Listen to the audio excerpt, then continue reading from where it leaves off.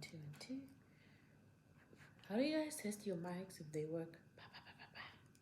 Just kidding. I don't even know where to put mine. Of course, Ndiwisile. Of course. What did you guys expect? Sana. Okay, let's go. So, am I back in South Africa full time? Or am I going back to Hungary? What's next? Hello honeys, welcome back to my YouTube channel. My name is Yanga Mangisa, and if you're new to my channel, welcome and make yourself at home. I'm Yanga Mangisa. I'm a South African YouTuber, and I was currently based in Hungary for 4.5 years, which is in Central Europe. And yeah, I'm a South African. But in this video, bring you guys life update. Some of you guys have seen that I've been posting in South Africa, my activities and everything. I'll share a life update, like what's happening, and if I'm gonna go back to Hungary or not, and what's next. So, I lived in Hungary for 4.5 years, and I left in February, and then I stayed 1 month around Midrand with my aunt, and then I came back to the Eastern Cape. Well, a lot has happened, and a lot is still happening. And yeah, let me just fix. I don't know what's happening with my camera focus. Just yeah. Okay, look. Okay, I don't know what happened to my camera focus, but yeah, we'll work. So yeah, as I was saying, a lot has happened and a lot is still happening. So I bring you an update, and I'll also be inserting some videos. Like I've been doing a bit of life update in like bits and bits of videos as time was like literally going. Yeah, guys, as time was going, I literally was taking some videos, you know, when you take those videos for gratitude, and also videos of just of what's happening in the moment. So I'll be inserting those videos. So basically on the next video that I will insert, you guys will be seeing that I actually left Hungary and everything that was happening based on work, and the main reason I left Hungary. But I'll also let you guys in on the other stuff. So basically, I was in Hungary since 2020 for my studies, and then I graduated. Even before I graduated, I got a job. And before my actual full-time job, I had other jobs that I was doing, like presenting the live game show and being a background extra, yeah, like on different series and movies. And what else? And then I worked in another hotel besides the one that I was working full-time in. And yeah, did a couple of things, made a lot of friendships, and I had a great community. Like I had a great community. But then in February the 14th, on Valentine's Day, my permit was expiring. So it was either my workplace extends my work permit and then I have to apply into the government. But then Hungary introduced new laws, and the new laws were, if your skill is not like essential or something like that, they were phasing out work permits actually. And then they were like, no, you can also apply for PR. I knew deep down that I did not want to apply for PR. And with applying for the PR in 2025, it meant you still had to take the Hungarian language exam. And me personally, I never wanted to learn Hungarian, was never interested in it, and never wanted to. And then I knew that PR was not my route, and Also, financially, didn't make sense for me to still live in Hungary. And the only way it would have made sense is if I got a job that allowed me to have the EU blue card. And the EU blue card was has a has a minimum salary or wage that the company has to pay to the individual. So with that one, I would have stayed because the pay for an EU blue card is really, really great. I don't want to lie. It's really great. And yeah, and also, yeah, maybe with that one I would have stayed, but for PR, I wouldn't, no, I was not gonna stay. And okay, other people are able to stay marriage wise. That was not gonna be the case for me. I wasn't, I'm not dating a Hungarian, never dated a Hungarian. And so marrying one was not in the books. And how else do people stay Ghanaian? Yeah, like there's so many legal and illegal routes that you can stay. But for me, all the legal routes, I they were not they were not an option for me. And illegally, I would not want to stay in someone's country illegally. So no, that was also not going to work. So, and yeah, so now I'm back in South Africa, back home, and I also want to touch on some few points on some of the reasons that I actually came back. And as I said on there's a video insert that will be explaining my workplace. So my workplace, where they had a new management and things started to being like toxic, bit racist. So it it was no longer a place that I was looking forward to going. First of all, if you work in a hotel, it's nice to have like a good relationship or a great relationship with your managers and also with your colleagues. But then and then you get to like receive amnesty from guests, and then okay, the only the only people that will give me like problems or issues at work are guests, which are actually our clients.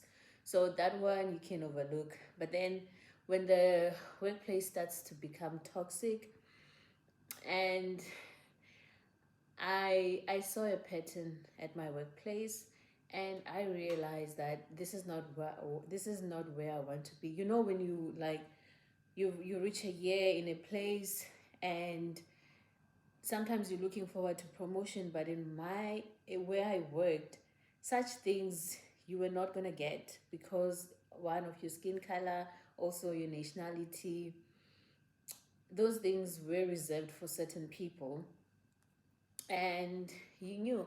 And also being a receptionist, where I worked, we didn't have a lot of departments, like sub departments that you can actually say, okay, if I'm a receptionist, I want to move to guest relations, which is back office. But we didn't have that. So, and we're doing a lot of work for one department, which is reception, and then you get to do concierge work, and then you also get to do back office work, but you're getting paid to be a receptionist, and your contract says receptionist. And also, it's so it's not like here in South Africa where you can contest some things. It's not like if you're not in your territory, it's very hard.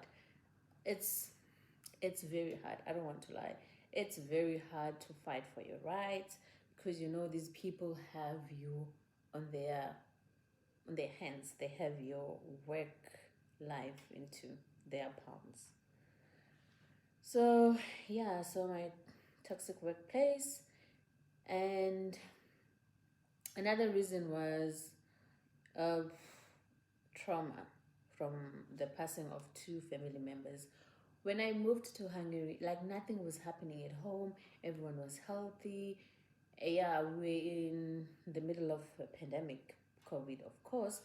But even my guardian, she did catch COVID, but she's okay. Like she got like she got over everything. She got cured and she got better.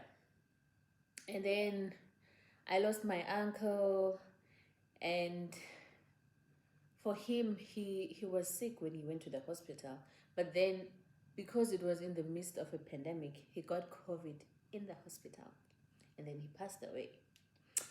And so when I came to visit home last year, I in one of my YouTube videos I did share about grief and detachment.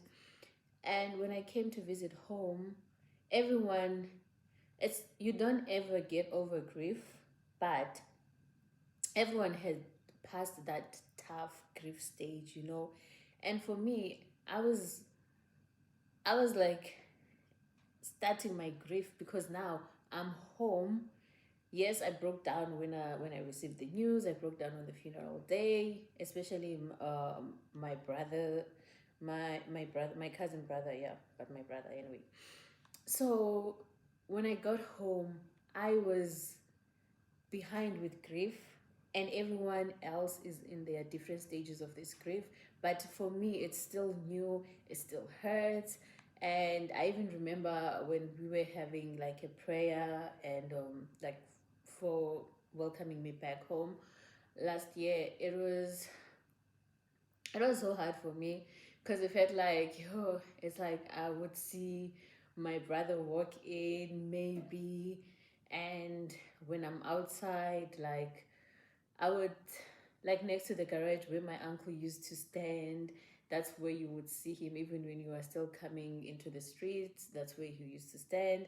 And then for my late brother, like guys, it was a lot for me. So with that, it also was very traumatic for me because nothing happened when I was home, and then immediately when I left the country, not even a year after I left the country, it was a year after I left the country, things started happening.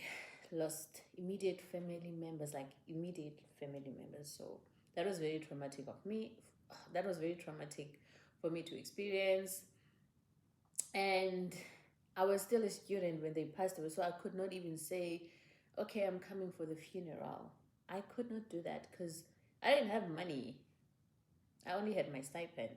So I didn't have money to book a flight to South Africa and then depend on way and come back. So that was very traumatic for me. And now, when I look, like my family is very small. Like, guys, I'm from a very small family. Like, we're a very small family. And yeah, now we have extensions because some people are married. So that is how we are getting the extensions from my family. But my immediate family, we are very small. And now, if I lost two family members and I was not here, the people that I have now, like my aunts, I'm like, I don't even want to think that something would happen to them and I'm continents apart. I can't even pay for my flight ticket. I don't want that. And then there's my guardian mama, and then my sister, and then my brother. Like, guys, I'm from a very small family, so trauma, trauma, trauma.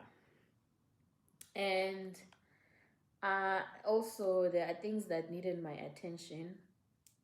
There was a project that I thought maybe when I come back from Hungary, it would have kicked off. But you know what happened to that project? The, the moment I came to the Eastern Cape in March, I I had a lot of paperwork. I had a lot of things that needed me to go to government offices for that particular project. And that project was supposed to have happened like years back, even before I left, even during my process of being abroad. That project was supposed to have taken off, but it never did. Like, it never did. And for me, I was still struggling with the whole process of, okay, I'm coming home. Then there was also a funeral. And like I was processing a lot of things. Then for this project, I had to go to government offices to attend. So for me, that was very shocking as well. I'm like, this project was supposed to have kicked off years ago, but when is it kicking off? The moment I step my foot in the Eastern Cape, a few days later, there's a call that requires me to go to different government offices to sign and do everything. So I was like, okay, God, I understand why I'm home, because there are things that would not have happened if I didn't come home. Because they actually needed my actual signature. I had to go to offices and sign. How was I gonna sign if I was in Hungary? I don't know. Why didn't the project kick off 4 years ago? 5 years ago? I don't know. Excuse me. So there's also that. And oh, guys, it's a lot. And yeah, so there's also that. So I felt, and also for me, there was a time I didn't like, my scholarship was maxed. I was done. I was not gonna be receiving stipends or anything anymore from DHET, and I still had to do my thesis. And I was stressed because I needed because I needed money to stay in Hungary. I needed to have a work permit to stay in Hungary. And I was so stressed. But funny enough, I got a job 2 months before my student permit expired. I remember uh, one of my friends was saying, I don't understand how you are working, how you, how you decided to start a new job at during this busy season where we need to be very busy with our thesis and all that. And I was like, well, I don't know, but I'm gonna cope. And I did cope because who do I serve? I serve God. So I did cope. And if like I only worked in that company for like 2 months, and they are the ones who actually made me do my first work permit, and I used the lawyer to actually make that work permit. And after I started the whole work permit process, I didn't work for a good few months, and I was so stressed because now I didn't have income coming in. I'm still waiting for this permit that takes 3 months, and the hotel told me not to come to work until I received my work permit. And then I had to find other means of getting income. And then I started doing movie shooting, series shooting, all that. And then I also found the presenting job. So for me, I was like, God, Mudimu, guys. Like, God showed up for me at that time so much that I will never, ever, ever, ever forget that phase. Like, for me, that is one of the critical and crucial phases that and crucial seasons of my life that I saw God show up and show off for me. No scholarship, 2 months into a job, and then you're still waiting for a work. Now you apply for a work permit. The work permit is not coming in.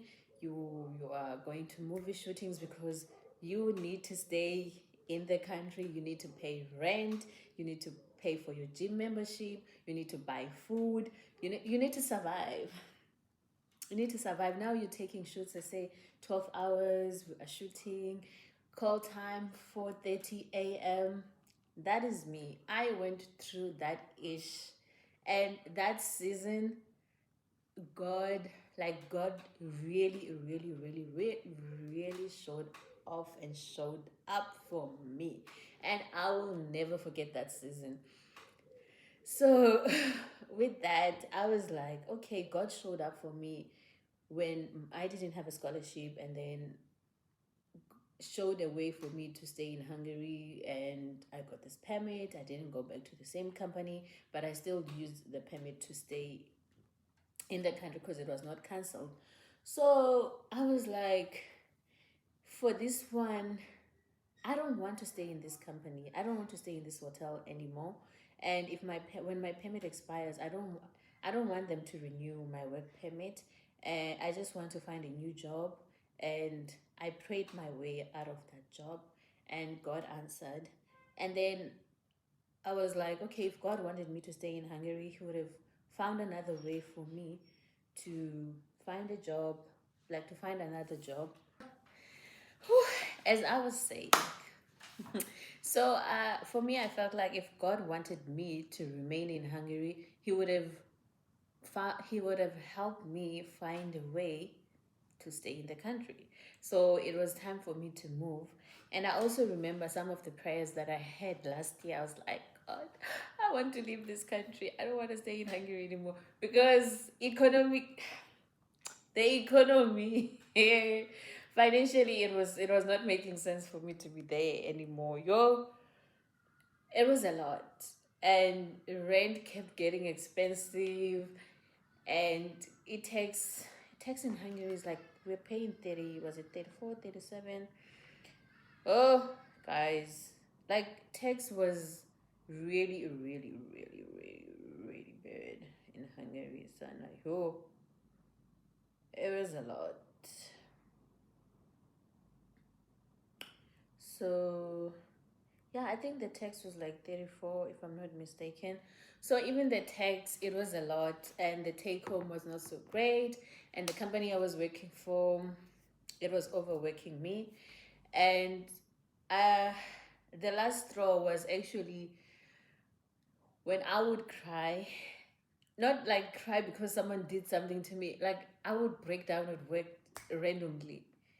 And there was a point it happened 3 times in 1 week, and I knew that it was time for me to, like, there was no way.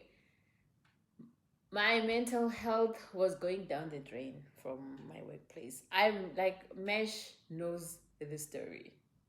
My mental health was going z. Mesh knows the stories, and I was going through the most with that company. I don't even want to lie, yo. And I used to console myself because when I would vent to Maseko, she also used to work in a hotel. But for her, it was such a chilled department. And Mina, I was going through the most. It was a lot, Shem. So I was like, God didn't want me to be there anymore. And I also prayed my way out. So prayers answered. So yeah. And with that, I knew that I needed to recoup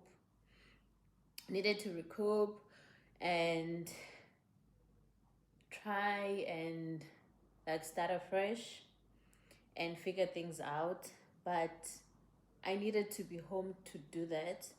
As much as it, hey, I was very hurt when I had to leave, guys. I was very hurt to have to leave my community. I wasn't hurt when I had to leave my workplace, sorry, but my community, my church people, my girlies. I'll show you guys videos when I was crying on my last Sunday, on my last praise and worship night. I was going through, I was going through a lot with the separation, but with my workplace, toodles, nope, nah, no, no, no, nope. And another thing is building. I built For me, building comes in 2 ways. I need to build a home for myself, or like a home is needed. Yeah. So I need to look at those things. And also, I don't want to wake up when I'm 45 and I'm like, what did I do with my life? For me, I do want to get married. I do want to have kids, and I want to be a homemaker. So I'm 31 now, and I want to wake up when I'm 45 thinking, I don't have a husband, I don't have kids, I am alone. Me. That's not what I want for my life. So I did a lot of traveling by myself. I did traveling with my friends. And it came to a point that I was like, God, now I want to do these things with my family, with my immediate family, and also my mini family that's going to come from me. And honestly, I want to be a homemaker. I don't even want to lie. I want to be a homemaker. I'm not, I don't think I'm about that life of rich aunt. Mm, nah, I don't think so. I don't think that's what I want. So, yeah. But sometimes I wake up and be like, I don't want to have kids. I just want to travel with my partner and stuff. So I I wanted building. I wanted to build. Someone might say, "What do you mean you can't build when you are in Hungary?"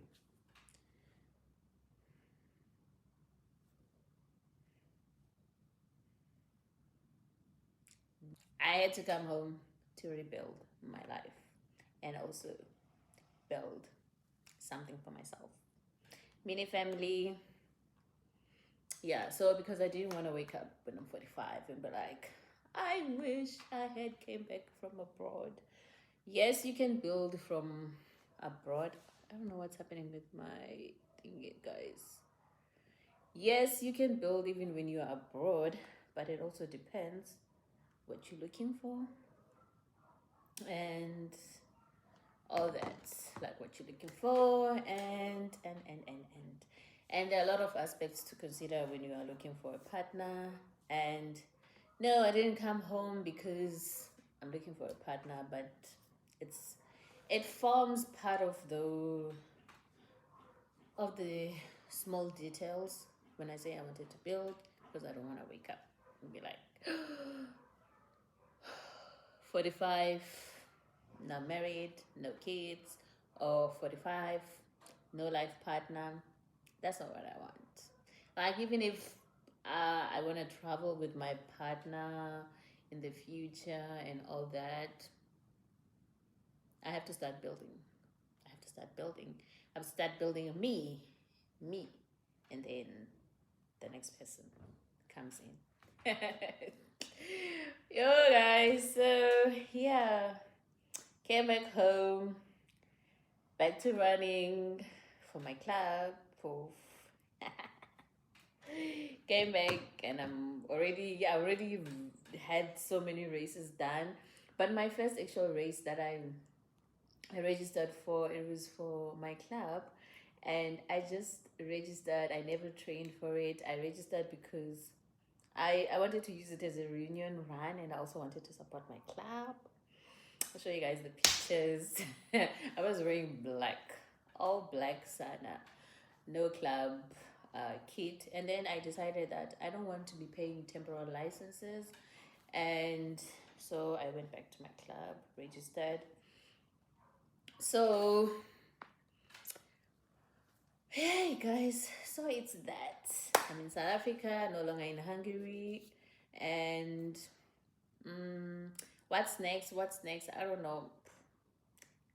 Oh, God, God knows what's next. Me personally, I don't know what's next. I don't know. Maybe I'm getting married next month. Arazi, baby. I'm going to Canada next month. I don't know.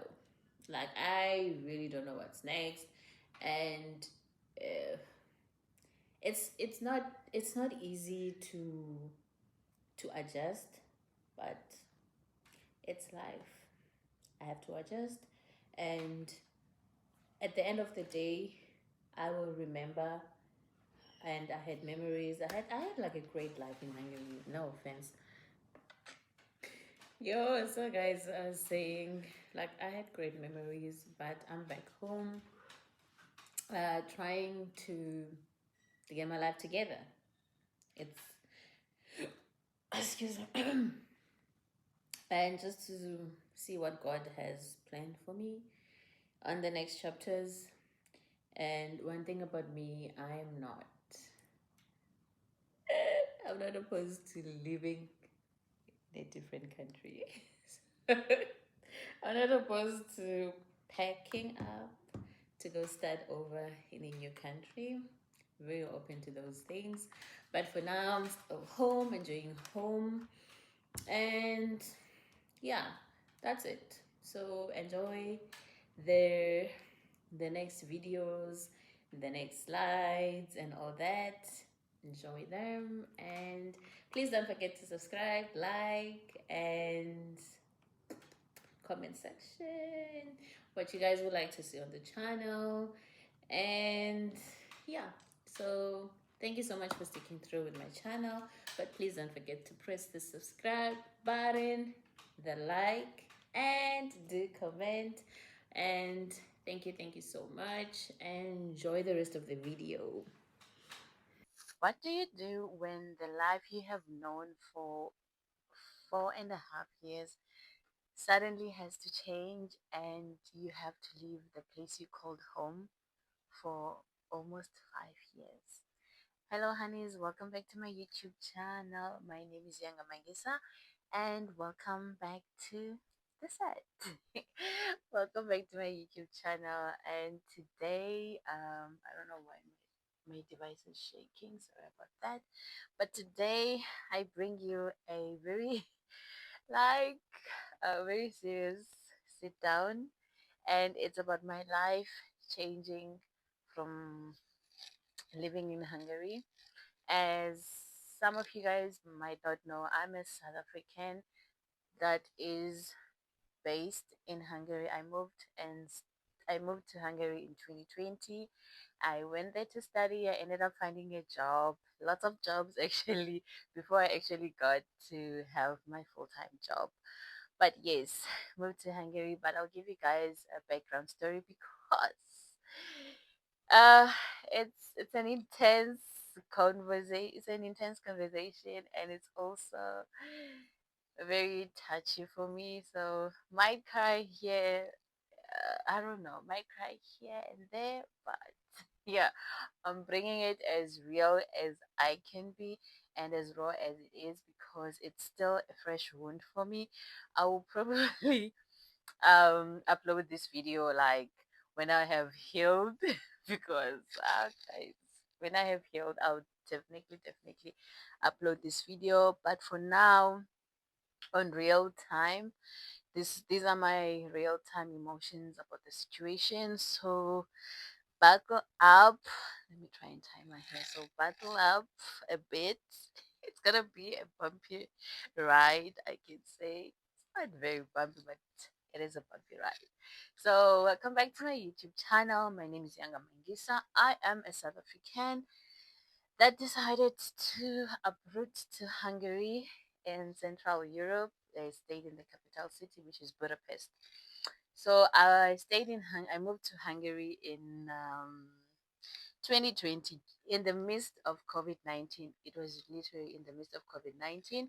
It was around September. Yes, I applied for an international scholarship. Trying to fix my speech because wow. I applied for an international scholarship and I received the scholarship and I had to move to Hungary in September 2020, and my birthday is also in September, so I had my last birthday in South Africa in 2020. That was the same year I had my last birthday home because luckily for me, my birthday is at the beginning of the month. It's on the 3rd of September. So yes, it's at the beginning of the month. So I got to celebrate my birthday. I think I was turning 27 when I left home, and now I'm 31. I am 31. I left home when I was 27 and I am now 31. So I've spent so many birthdays in Hungary and it feels like it's been forever. It really feels like it's been forever. Okay, so coming back to the story, guys, I'm trying to get like I feel like the sun is hitting so hard, but we move. So yeah, I moved in 2020 in September. Went to Hungary to study because I received an international scholarship. I was happy, and being happy.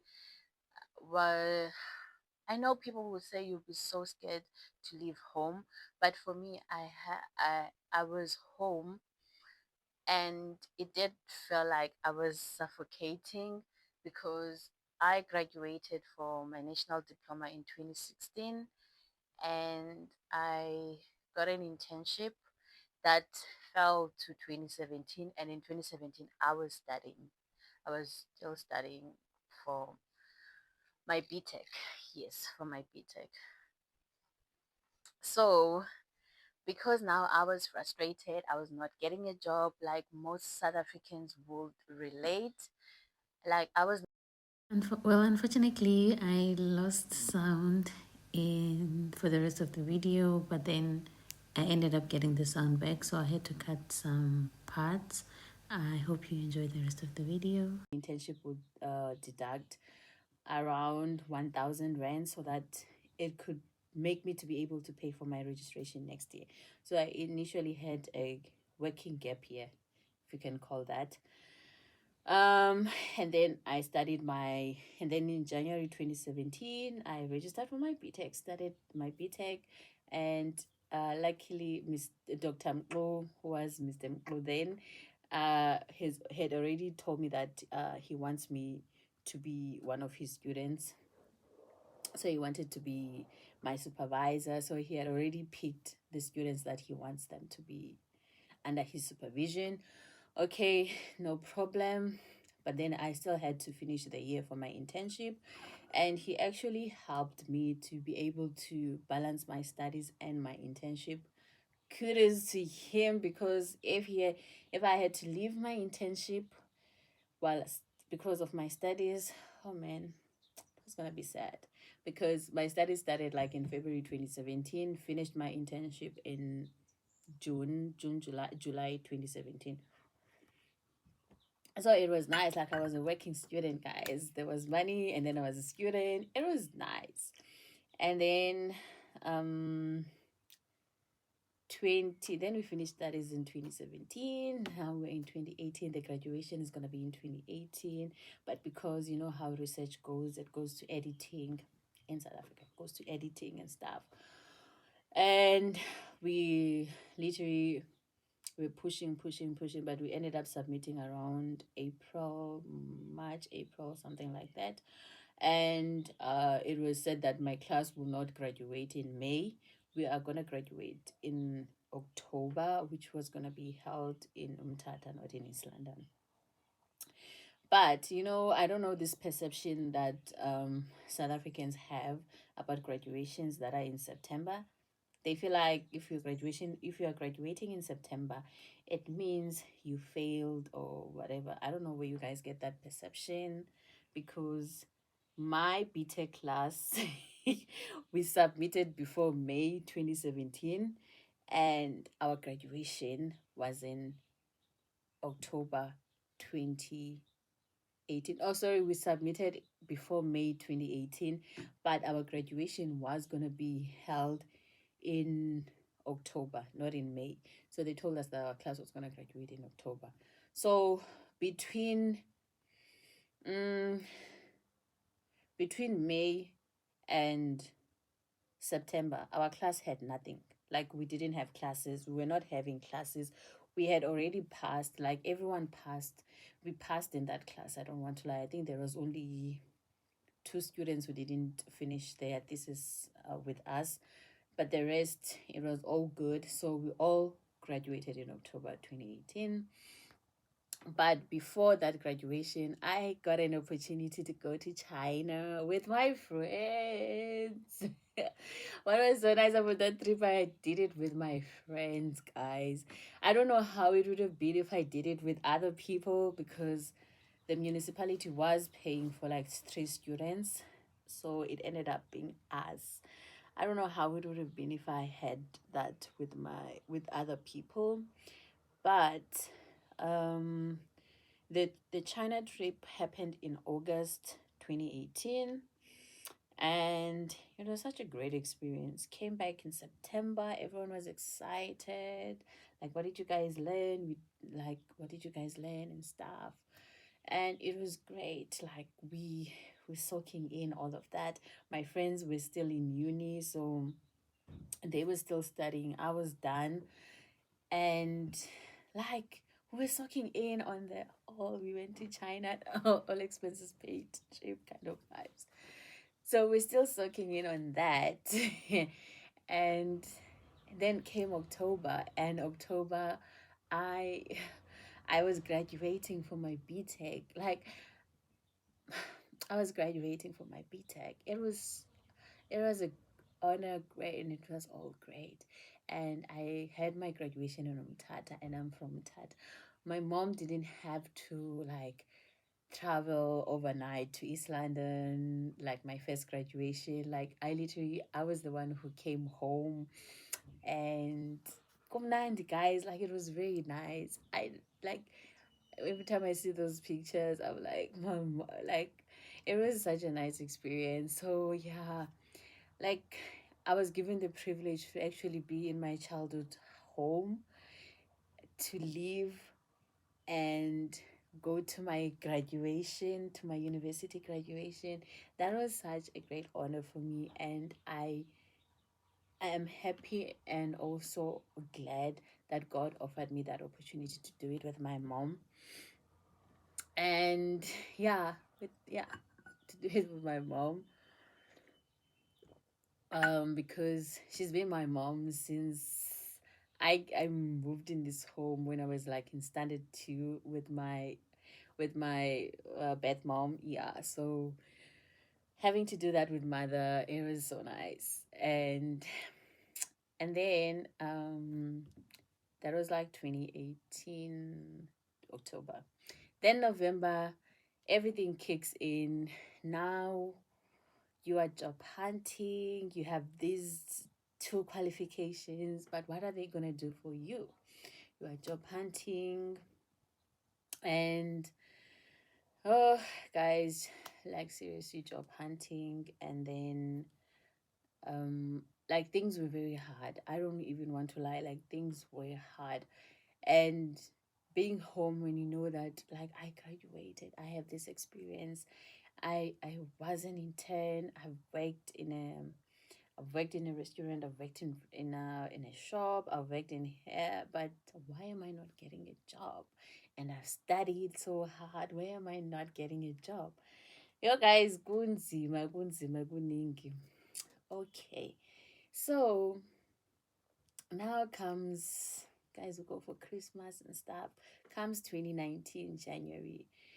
I go back to East London. Schools are open. Like I was moving in directions as if I'm still a student, Sana, because when schools close, I want to come to Mtata and be with my mom. And then when schools are opening, I am moving to East London again. I was moving in weird vibes as if I'm still a student. And yeah, but so 2019. And then Dr. Mko tells me that, okay, they are publishing some papers, so they would like me to do some editing work, blah, blah, blah, blah, blah. Okay, I'm game. Then I'm like, no, we'll give you some money. Okay, sure. Because rather than me staying at home, Zana, I would rather take that taxi. I would rather take Pela and then shift myself to WSU, College Street, and I work on that computer. Now I was going to his office like 3 times a week, and sometimes I would just be the one who needs to print stuff, like type and print my CV and all that, and I'll just go to the office, do that, and yes, he had given me access because I was working for them part time though. So yeah, I was that student assistant, and I was job hunting. Like, guys, begu ningi like, and but yeah, I was like, you guys, God will do the things. You guys, I don't know what's happening with my screen. I was like, but I kept my faith. But I don't even want to lie. Keeping that faith was so hard, guys, because like Mudimu, when are things gonna show up? But also when I look at the time frame, I feel like it was not that long. Like it was not very long. Like when I look at the time frame between my unemployment and my graduations, it was not like a long phase, but it feels forever when you have never had a full-time job before I went to Hungary. Like it for me it felt like it was unjust. It was unjust. I felt like God, you are not being fair. I felt like God, you are not showing up for me. You are, yeah. So I was doing that thing of being a research assistant, and then I enrolled in a program, yes, Harambe. We did that in 2018. I think we did it for like a good 3 months, and then we closed, and then we still had to come back in that January 20. Hey, in that January as well. Now I don't even remember when I did into Haram, but it was in 2019. And then we started working in May. In May 2019, we started working for a BPO. Started working for a BPO that we got through Harambe, but they were not paying. Guys, they were not paying. I don't want to lie. They were not paying. Like, they would tell us to go home when it's like we'll go to work during payday, and then we will go back home. We go to work and then go back home, come back the next day. No one has received their money, and they will tell us that it's still under process and you guys can go home. You can return when the money comes into the bank account. Gandhi, I was like, God, there's like, what do you mean, God? I have to go through this again, because it felt, for me, it felt like a repeat from what was happening in the school I was a lecturer at. I was like, again, bosses who don't want to pay. I so yeah, it was that, and I remember I even took some days off because in May we had the elections. So I found a job in the elections. So I was like, Sana, at this point I need money coming from every direction, like in a straight way, guys. Mina, I'm very, very scared to do illegal things, and I will not do illegal things because that man above, Father God, will make an example of me. So I'm not your person for illegal things. So yeah, I was yeah, going through that phase, guys. Yo. And then I don't even know when we ended up leaving that company, because hey, kuningi guys, kuningi, like we stayed at that company. I remember in May I just went off because I needed to do the elections, and then I got paid there. And but at the end of the day, we lost that job because they ended up saying that they couldn't pay us. The company couldn't afford us. The company was not making money, so they cannot afford salaries. Okay, now back to the hustling. Kunzima, kunzima, kuningi, guys. And I'm like, yo, being at home.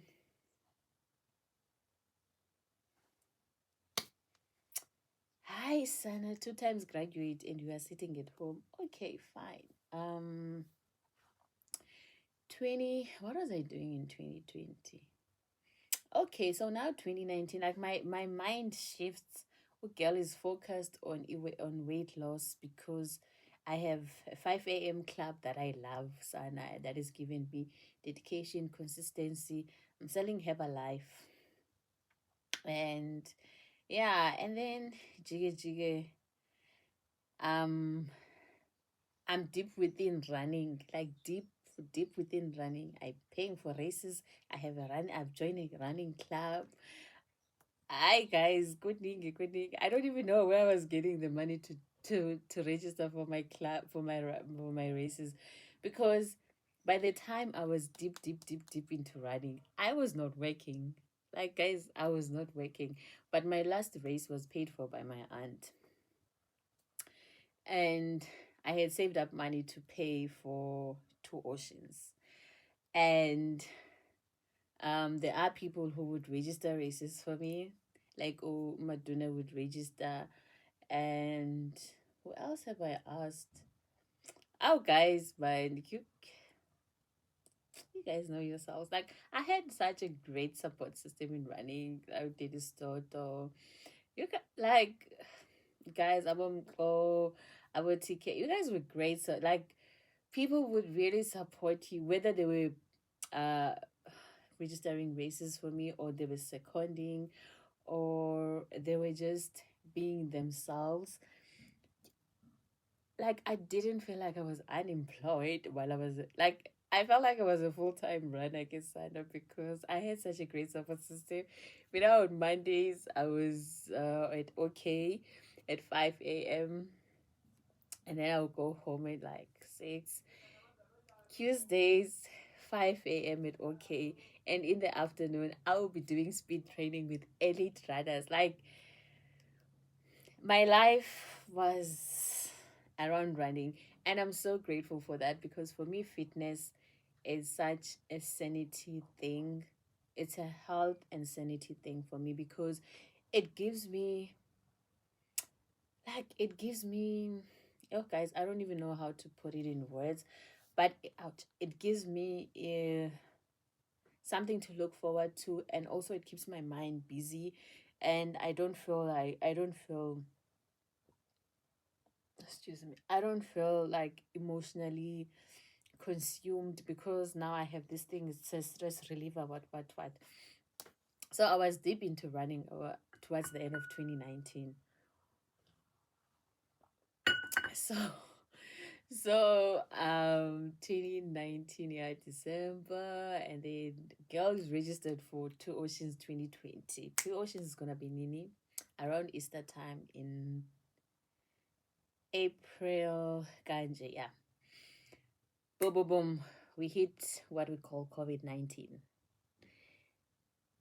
Now everything we are doing it virtual. Kuthiwa virtual social distancing. Yo, kuning. I even did comrades, the virtual one, when the lockdown was all over. And so go I think my story is just diverting, but 2020, guys, come, it was like January 2020, January. So it's that I'm told for now. And he calls, like, no, he has this application for international scholarships. Would me and Busi like to apply? Like, yeah, you guys can come to my office tomorrow. When I go to the office tomorrow, hey, the application process, engathi sana, I would take um sabu one full day in Yenza, because what are you guys asking me? You're asking me so many things. Yo. But luckily for me, I already had like a research plan, because at first in 2019 I applied at NMU, I applied at UJ. NMU told me to go do some modules at UNISA. UJ said they were short in supervisors, so they need me to apply again, because the supervisors they were just prioritizing people who did their BTech there. So I couldn't get in UJ because of supervisors, and then ENMU wanted me to go do some modules. So I was like, okay, let's try this again. International scholarship, Mina, I'm applying. Do I even know where Hungary is? No. Do I know what an international London is? No. Busy feeling, the way I was filling that form for my, like the way I was filling in that portal, I was filling it for the sake of filling, because I was unemployed. I had graduated twice. I don't have kids. And for me, Mujolo was not it. It was not it. And inside I was tired. Like, I was tired of job seeking. I was tired of being in East London. Didn't want to come back and be a nothing mtata. I'm sorry. But Like a lot was going on in my head and I was tired. So this with the portal, you guys want this, you want this. That's all I was doing in that form. Like I was just reading, okay, this is what it wants. In my mind, it never occurred to me that it will actually lead me to leaving South Africa. I don't want to lie. It didn't occur at all. I was just like doing it an application like I would do with the job applications.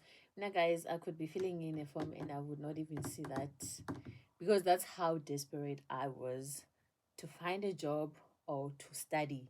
Like, there must be something going on in my life. I must study or I must work. One of them must happen. I don't want to be idle because when I was working at the BPO where they didn't pay us, we would stay, we would go to work, there's nothing to do.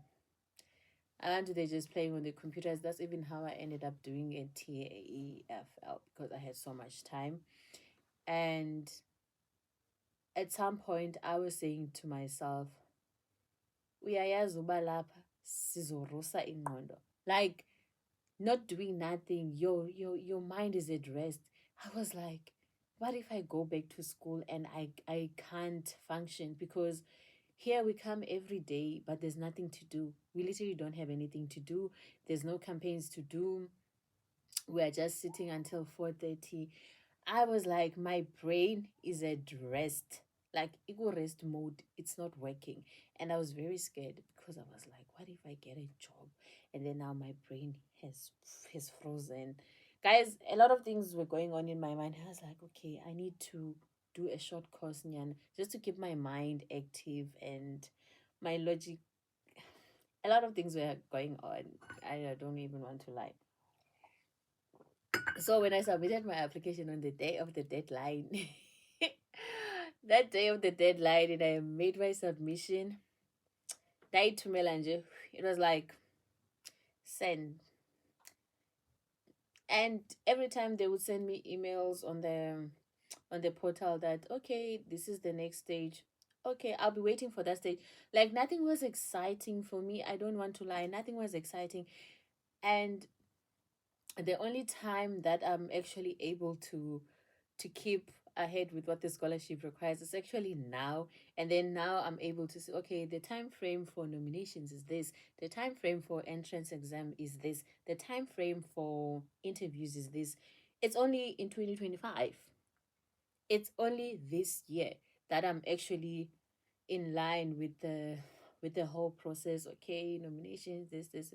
But when I was applying in 2020, it was just like those normal applications that I've been doing for and years. So yeah, so guys ended up moving there and unaware and so excited to actually have to leave home because I was starting to feel like my education was a waste. I was at that point. I was starting to feel like that. I was starting to feel like a failure. Mm-hmm. Because I think every child's dream is to, okay, my parents must send me to uni after graduating. I'll send my parents money every month, or I'll buy my parents a house. I'll do this for my parents. Like, you would literally see those dreams fading because I'm like, God, my mom like sent me to school, she did this, she paid for this, yes, she already has a house. What is that? She already has a house, she doesn't need me to buy her a house. But there are things that you can like do for your parent, take them on a holiday. Now I'm this person, I can't even do that. I can't even say, no, I'm sending money to my parents because I mean, I'm sitting on 2 degrees. And even for me, I was literally drowning. And go Kwafika and COVID-19, you mean lockdown? We can't go anywhere. You mean people are dying? Guys, pack my bags. Shipped myself to Europe. Okay, D had shipped me to Europe. Yeah, see, I am done. Like, I was so excited to start this new life in in an unknown country. I was very excited, starting all over again. I-baggage siyishiyile i-baggage. But okay, guys, like things I got to do in Hungary, I got to travel a lot. As you guys can see on my vlogs, on my pictures, I got to travel around Europe and outside Europe as well, given the opportunities. And I got to be featured in series. I got to do a TV show. Like Mina, guys, I am shy, but Hungary said, Sisi, we are taking you out of that shyness. We are taking you out of your comfort zone. I was like, okay, bring it on. And a TV show, but also just me. That independence, it was so hard, guys, because I can't say I'm going to my mom. Because then if I call my parents and I'm crying and I'm like I can't figure things out, you guys, that was just my parents. So I didn't want that for them. I did tell them when I was struggling with my thesis and I needed some money. I did tell them, but I can't call them breaking down in IT. Yay, God, my world is. I literally had to wear big girl panties, and I'm so proud of that. And Hungary also gave me an opportunity to find my way to God again. And not that I had stopped being a Christian or I was not believing in God, but my spirituality and my relationship with God, it grew so much in Hungary. I don't want to lie. Like, it's an experience that I will forever cherish because the things that I saw God do for me in Hungary, and also the way God worked in me personally as a personally, it's amazing. Like, I can't put words into it, but it happened and a lot happened, and I'm so grateful. And I didn't lose myself in Hungary, because I think one of the scariest things that our parents have is that when we move abroad or their kids, they're very far from home. Whether I move to Cape Town or Joburg, parents, they always scared that we will lose ourselves and and all that. But for me, I think I have given ease to my parents, because on WhatsApp they see my statuses. I post, child, I post on WhatsApp, like I post, and I have my parents there, and no one is blocked. No one is blocked. Even when I was in my love puppy phase, they saw that I was in a love bubble. They saw that, and and yeah, even when that ended, they saw it. So, like, I didn't lose myself. They like I didn't lose myself. They saw me getting deep into church things, and they saw me lighten up because I was so rooted in my faith, and I was so excited, even when my job was not going well.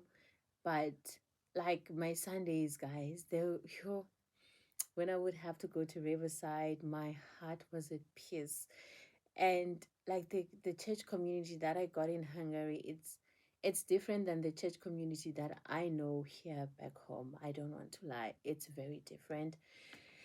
And yeah, it's very different, but that's a story for, yeah, I'll literally have a video that talks about my faith. And yeah, so yeah, I got my church family there. And 2020, 21, 22, 2023, 2024, fast forward 2025. Well, we can go backwards a bit. 2024, Hungary announces that 2025 January, we'll have new immigration laws. Even in 2024, they did introduce a little bit of immigration laws that they were not very tough though. But in 2025, they said the new laws for 2025, you will have to have a PR. And when you apply for a PR, which is permanent residence, you have to do the language exam. So anyone who applies on the 1st of January 2025 for a PR, they have to do a language exam. And in order for you to qualify for a PR, you actually have to have been there for like 3 years. With PR, they actually do count the student years as well. Unlike, they do count the student years, yes. And but also the student years don't count a lot, so you have to have maybe at least worked there for 3 years. That, yeah. So yeah, there was that. And then there was the EU blue card. That means your company should be paying you a certain amount, 750 or 775K, yeah, something like that. And that is how you get an EU blue card. There's a threshold for your salary. And they say they don't, and these rules are exception to Philippines, to Mongolians. I forgot the third one. But people from third world countries, they cannot apply for work permits anymore. And me, I was on a work permit. Yep. I was on a work permit for 2 years because my student thing expired like in 2022. So from 2022 August, I was no longer a student. So that is how long I've been in Hungary as a taxpayer.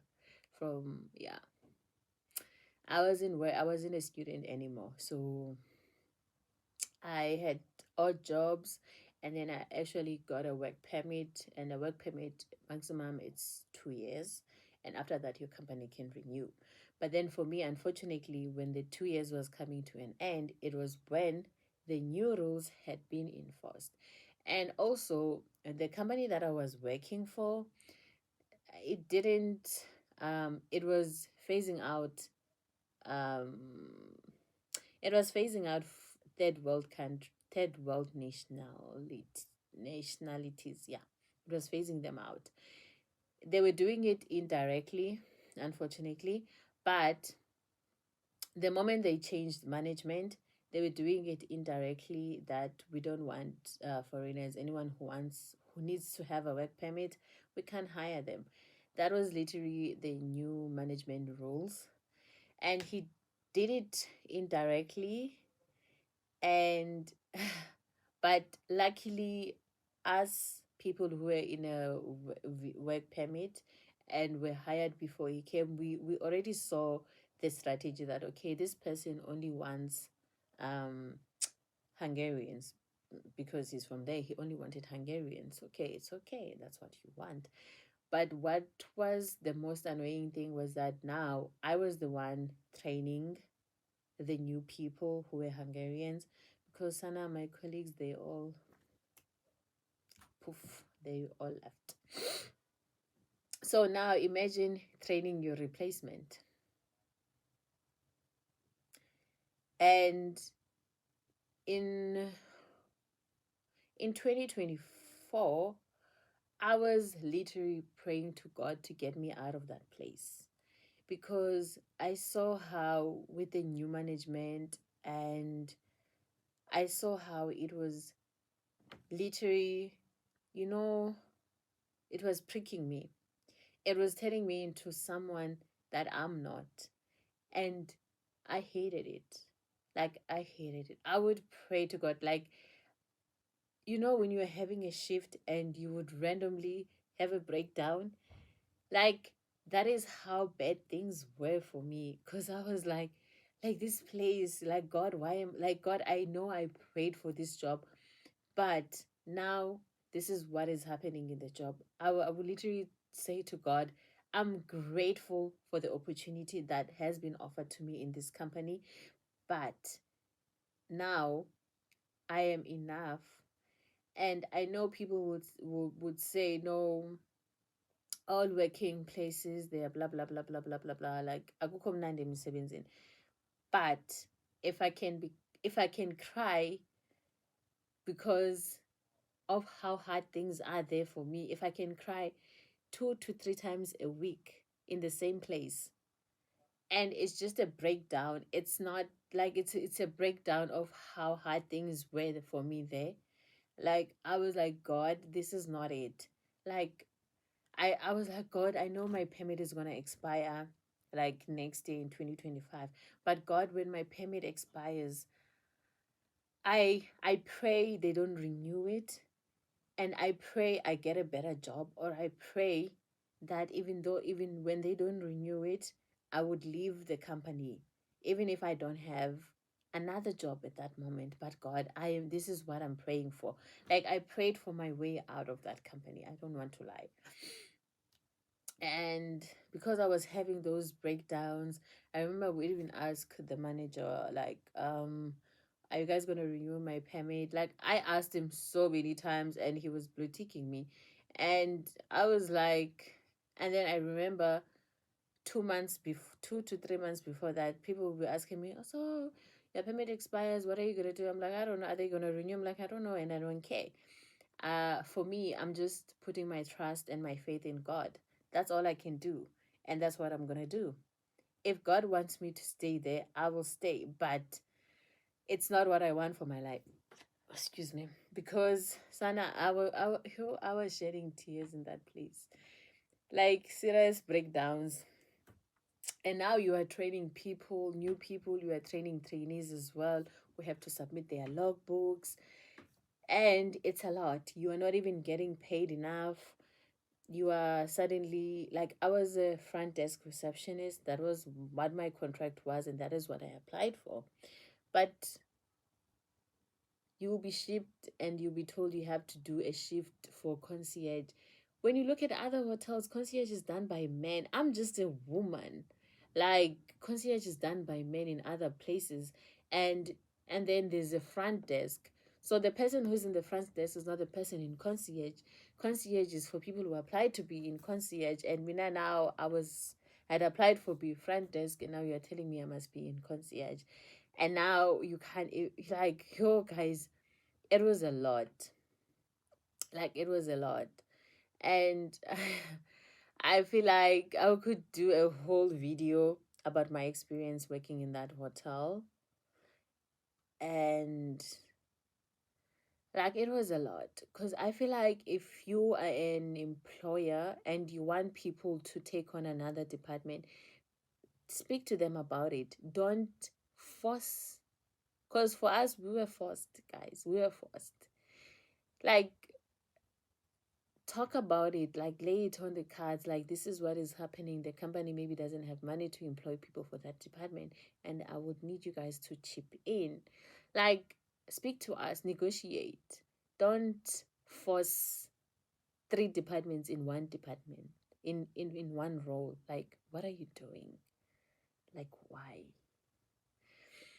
So I guess Anna, I was having those meltdowns, those break. Yo, guys, it was a lot. And before I left, luckily in January, my permit was gonna expire in February, like 14th in Valentine's Day, and I took holidays in January, and my holiday lapsed until February, and then I was supposed to work probably for like a whole week in February before my permit expires, or 2 weeks, something like that.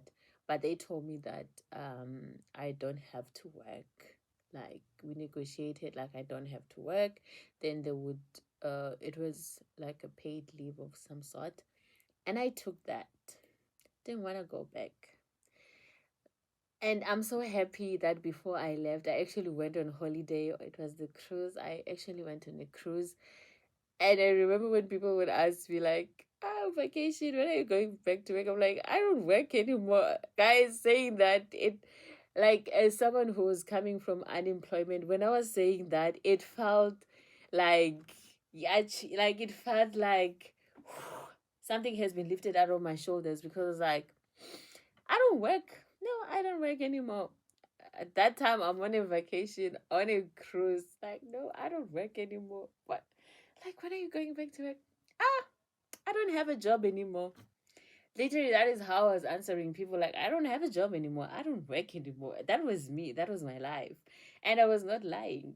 I took it. I took a vacation for my last year's holidays and also this year's holidays. So I mixed them up, and then I was like,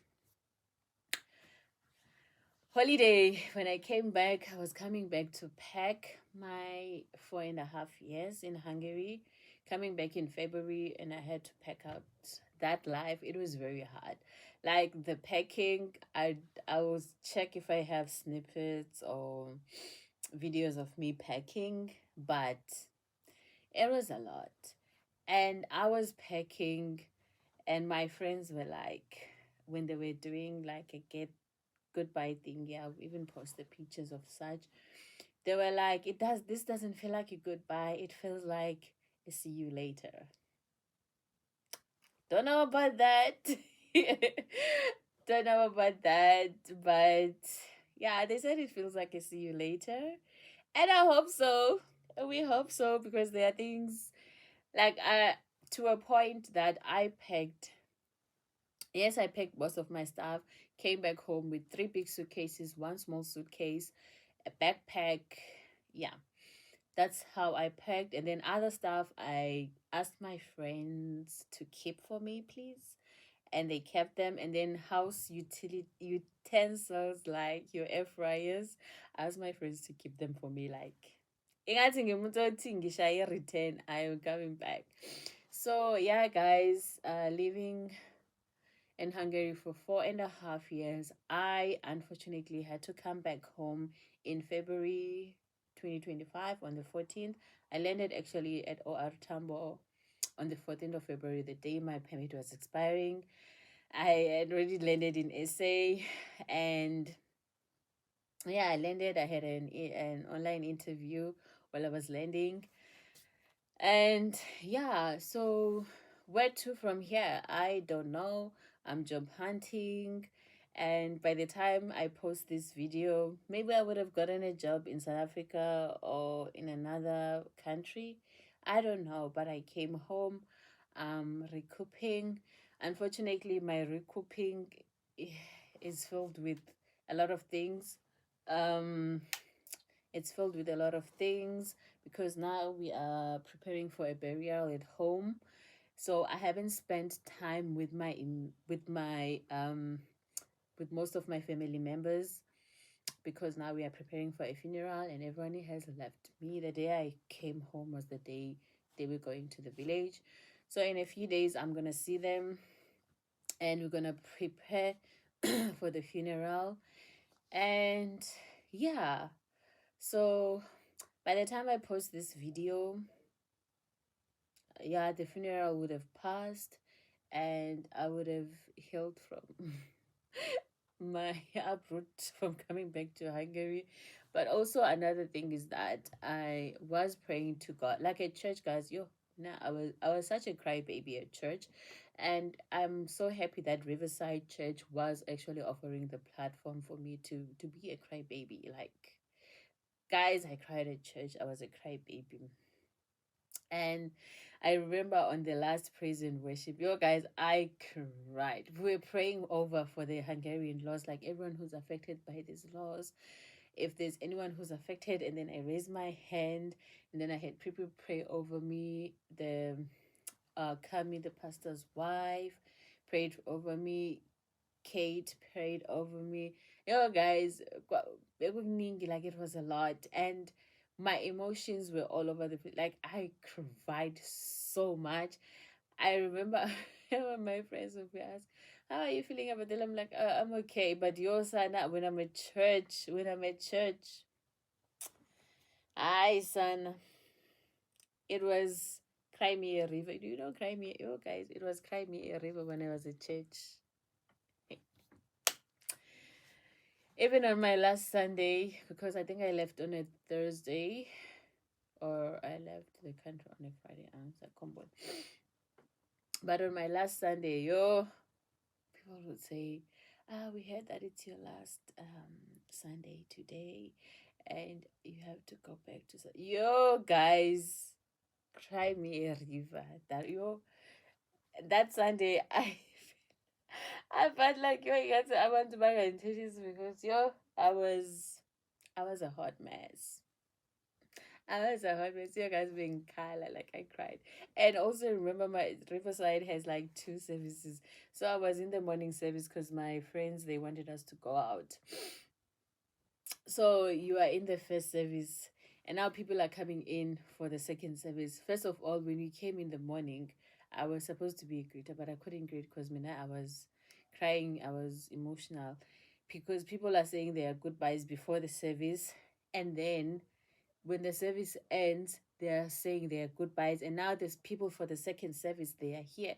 Now it's packed, and now I'm crying again. I was crying in both services. Like before the first service, I was crying. After the first service, I was crying. Before the second service, ngathi yo sana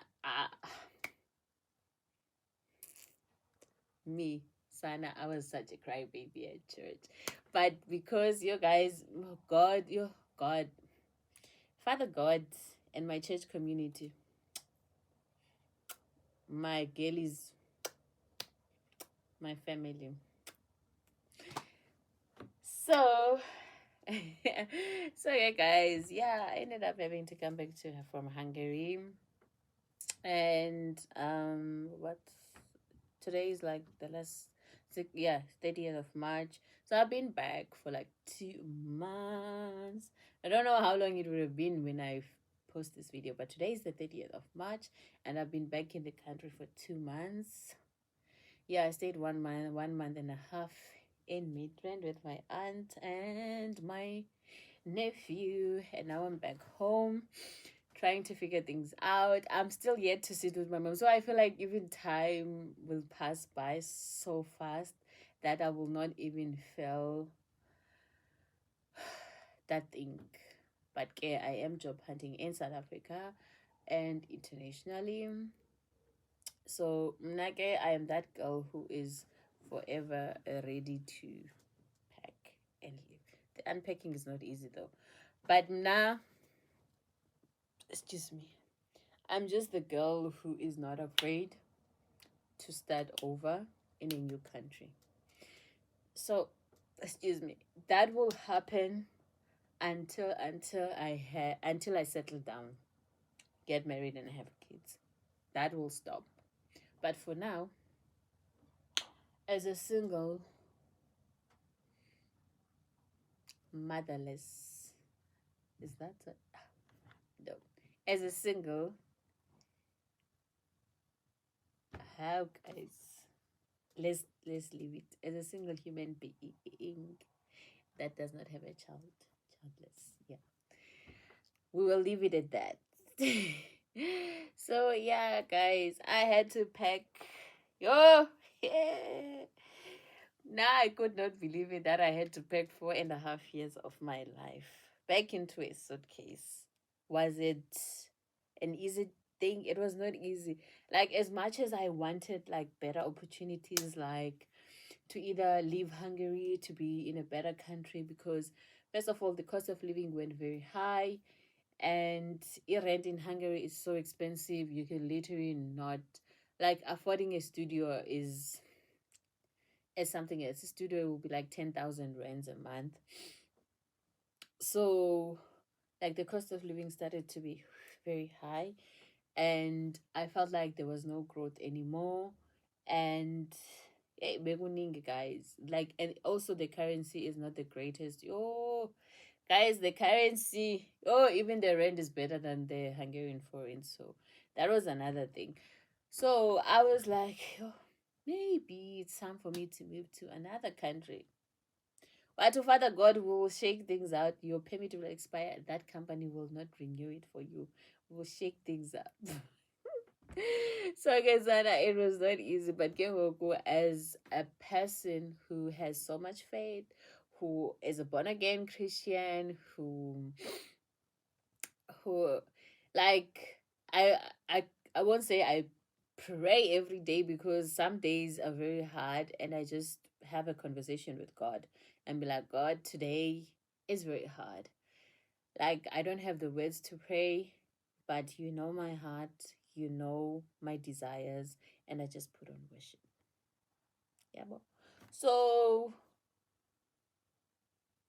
the lives that you see us, it's not like I'm just sharing my story because I want you guys to see that everything has its own pros and cons. Everything has a season. Like now I'm in my waiting season. I'm in my waiting season. I'm unemployed. I'm not a student, and I am back home for now. I, for now, yes, that's what I'm always saying, because I also saw, like, when I was in Midrand, it was okay-ish. I was getting used to the South African vibes, like being in homeland, but also a lot of things that I was questioning, because now I was used to this country in Hungary, blah blah blah. This is how things are. It's safe, transport easily accessible, it's not expensive, blah blah blah blah. But then now, okay, here I am. I had to use the Howard train, had to use Bolt so much, and also now Bolt, they always tell me that it's not safe. I'm like, you always have to keep your guard up, and Gimnaga, I was not used to that anymore. Unfortunately, I can't hide that fact. And then now I came home Mtata, and I'm still yet to go to East London. Here, the hood where I live, in North Crest. Sana, I feel like everyone went do. Like people I grew up with. Oh, it's not a great.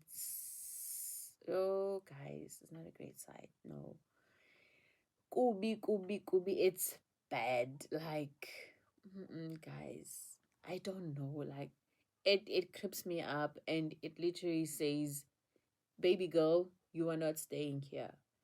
Like, I love my mom, love being with her, but where I am, like, like if I'm in the yard, in the house, okay, but when I step out and I go to the local shop, it's not a great sight to see.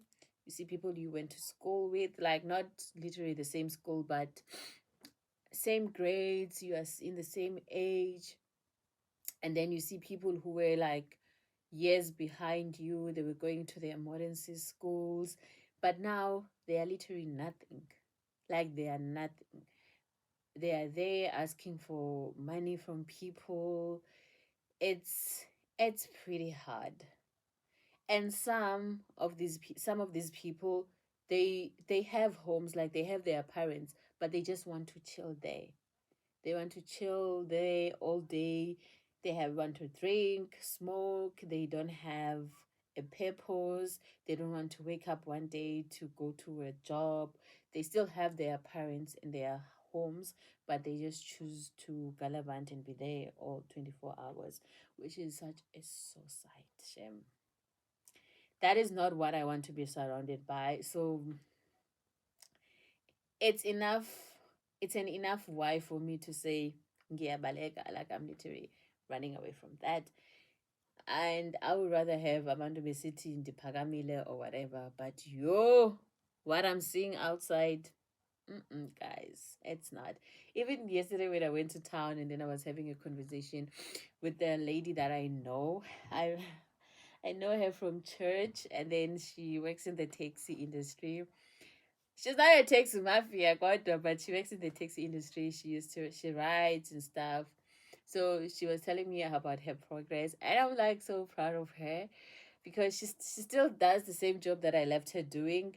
But now she was telling me that she built her house, like she built a house for herself, just above where I live, not like, yeah, somewhere not very far, it is far, but not very far from where I am situated. And then she was telling me that she bought taxis, and then like she was telling me about her growth, and then I was like, I'm so proud of you, because and then we were talking about the situation, how things are in South Africa now, and I was like, yeah, it is, looking at the situation and how people have literally perished right before our eyes. Kudos to you, girl. I'm so proud of you. Like, you're doing really well, and I respect your hustle. Like, she works in the taxi thingy. Like, I was like, yeah, I respect your hustle, girl. Like, kudos to you. And like, really, I'm really proud of her. Like, guys, you can just work in a retail, but Sana, don't be that person that stays in the shops asking for 2 rands, asking for money from people. Asking, yo, someone was asking me for 25 rands today. Yo, Sana, what's 25 rands? And then something else. I was like, yo, yes, this is not the life. Like, that is enough why for you to get out of that hood. Apply for that. Like, guys, I don't know, like, why Abantu are so scared to move abroad. Why people are so scared to move to Johannesburg. Guys, move. Move. Like, I remember even for me, before I left SA, I was scared to move to Joburg. I was scared. I was scared to move to Joburg. But also for me, I can tell you guys the reason I was scared. I was like, what am I gonna say to my parents? What am I gonna like? I valued and still value my parents. What ah, decisions, like, I used to be that girl who asks, like, Mama, can I do this? Like, I would seek permission. So for me, I did not have the words to say, I want to go to Joburg to look for a job. I didn't have those words. But now I am this person that I am because I took the leap of faith and moved abroad. Now I'm vocal to my parents. I can say that, okay, now I feel like I want to go to Pretoria to do this. Can you speak to this person? But because because my parents know that we are well behaved. We are well behaved. So them asking someone to host us, if maybe I can, like, for me, I would prefer my parents ask someone to host me rather than me having to go to a friend. Yeah, but I would rather be with either a family member or my mom's friend. And I'm very well behaved. We are very well behaved. So it's not an issue when we ask our mom to ask Abona her friends, because she has friends in Pretoria. So to host us. Now I guess she asks, and then we go stay there. And because we are well behaved, there will not be issues. Like, they will not receive a call from the host saying that, oh, your daughter, she didn't come back home, or your daughter, we don't know where she is, she left at this particular time. Well, your daughter did, like, they will not receive those calls. We are well behaved. So even when I was staying with my aunt, she knew the things that I wanted to, like, now I just want to go run in the morning. I wanted to go for my walks. And when I'm going out, like I'm meeting with a friend, I would tell her, and then I would come back home before 6. Like, I am, like, disciplined, guys. I am disciplined, and I never I never want to be that person that, because your parents are not here, like, just because your mom is not here or your dad is not here, you just want to do whatever just because they are out of sight, out of what. I don't do those things. Even when I shipped myself to Hungary, I was not that person, and I'm not a person that wants to forget her values, because also, just because the parents are not around doesn't mean I can behave in some sort of ways.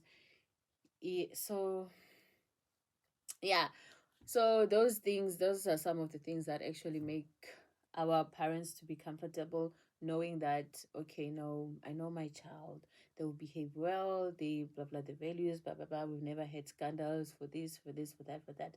Even now, when you are abroad, they have that peace of mind. Yes, they will miss you. This, you are in a foreign country, or you are in a different province than them. But guys, please make wise decisions. So thank you guys for coming to my YouTube channel, and I hope by the time I post this video that something would have came up, because it was not easy for me to come back. I don't want to lie, it was so hard, guys. Being Kyle, I was not even crying for my job, guys. Mina, I was crying. I was not crying for my job. I was just crying for my independence being stripped off, because galoko, I'm used to doing things myself. Like I was so dependent on myself, and yes, I knew like my parents are there for me, like for backup vibes, guys.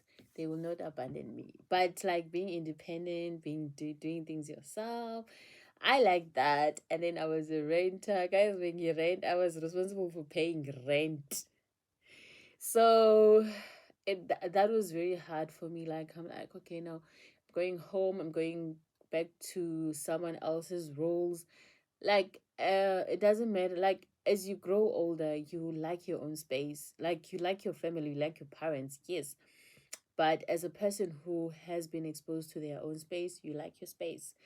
And I had routine in my apartment. Like I had routine. I know I would wake up, go to gym, blah blah blah, and all that stuff. Either go to work or go to gym.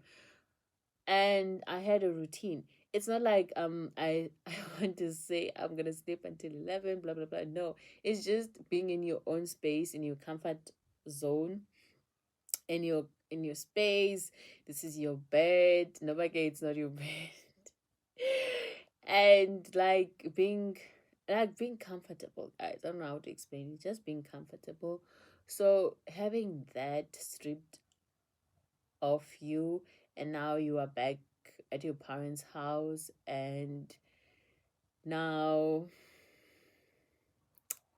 you have to follow your parents' rules, and uh, there's cooking, there's dishes. Oh, guys, I love cooking. You guys have seen I cook, but I do meal preps because I don't want to be cooking every day. What do you mean I must cook every day? Yo, guys, don't even know what I'll do if I have a husband. Yo,